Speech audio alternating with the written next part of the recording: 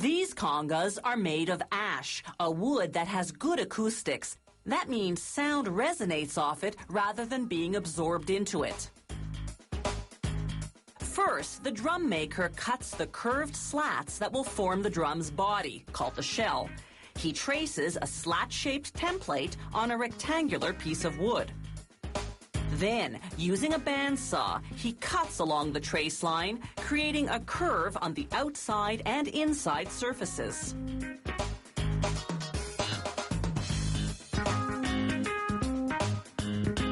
Then he moves to a bench saw, a saw whose blade can be adjusted to different angles.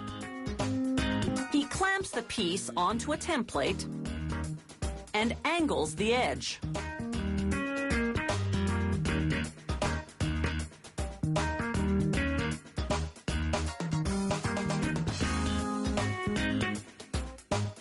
He flips the piece over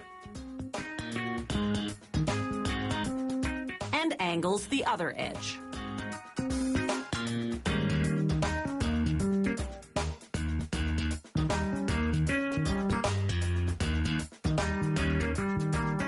The drum maker applies carpenter's glue to both edges and clamps the slats together in a circle on a specially designed form. The number of slats per drum varies depending on the diameter of the shell. The larger the diameter, the lower the congas sound. The glue dries in 24 hours. It comes off the form looking like this bongo shell, but taller. The drum maker now mounts the dried shell on a wood lathe. Using a tool called a wood gouge, he shears off about 6 millimeters, rounding the outside of the shell. Then he uses a series of woodworking tools to add decorative detailing. Once that's done, he smooths the shell's surface using 3 progressively finer grains of sandpaper. Then he either leaves the wood its natural color or stains it. A thick coat of oil-based lacquer protects the wood from both dryness and humidity.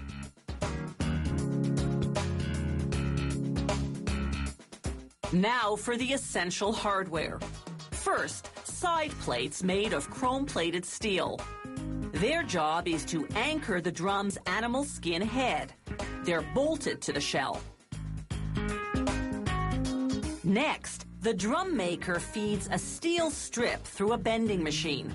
Its high-pressure rollers curve the strip, forming the drum's rim. Then he rivets V-shaped steel pieces onto the rim. Elsewhere in the workshop, they prepare the cowhide that will become the drum's head. First, they soak it in a corrosive bath of cold water and lime. This literally burns the hair off the hide.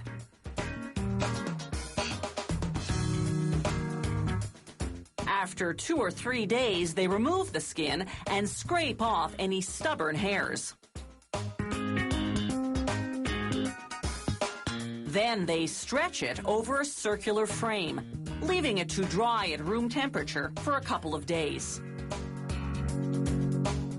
After chrome plating the rim, it's time for the final assembly.